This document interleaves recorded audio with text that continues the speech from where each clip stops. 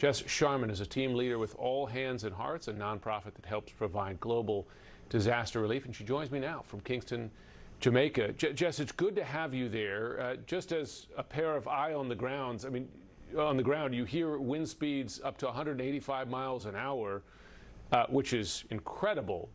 What are you seeing there right now?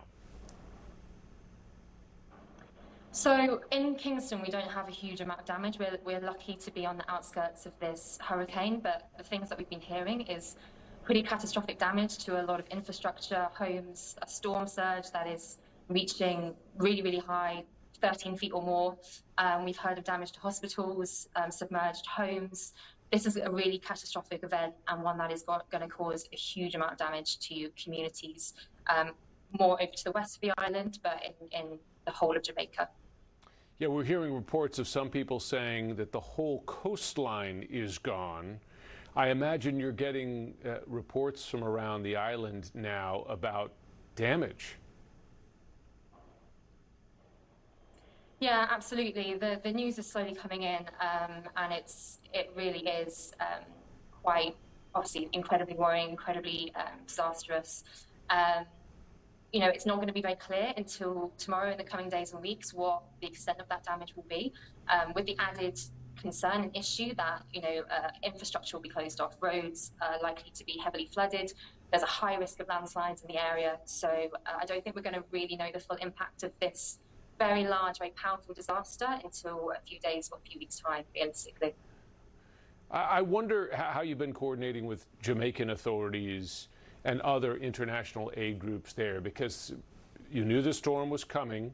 I imagine you had some time to get some supplies into place. How are those groups working together?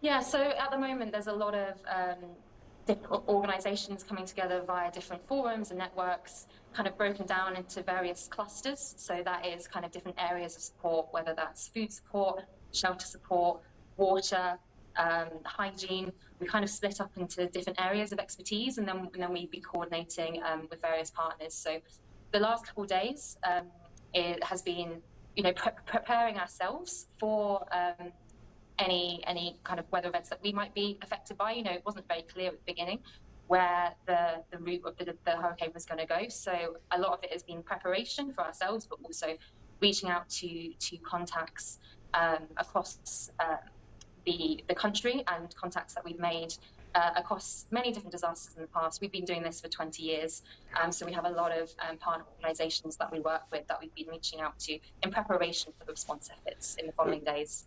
Our understanding that nearly 250,000 people already without power, and given the strength of the winds and the amount of flooding, I imagine infrastructure, you're expecting damage to infrastructure. So how do you deliver aid under those circumstances?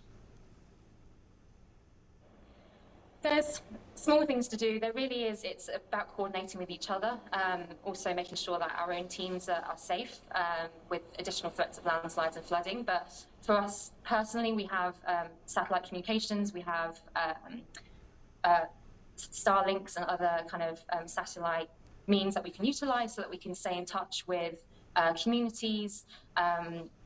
It's really a case of driving around at this point and speaking to communities directly, and then trying to coordinate across all organisations and all clusters to make sure that we're doing a really efficient response. But it's definitely a major concern with infrastructure, and very, very concerning in terms of how we're going to gain access to those communities, both physically and via telecommunications and other means. Yeah. Well, Jess Sharman, I'm sure the people of Jamaica appreciate the work that you're doing. Please keep yourself and your team safe. Of course, thank you. And yeah, our thoughts are very much with the affected communities. And yeah, we alongside many organisations will do our best to support those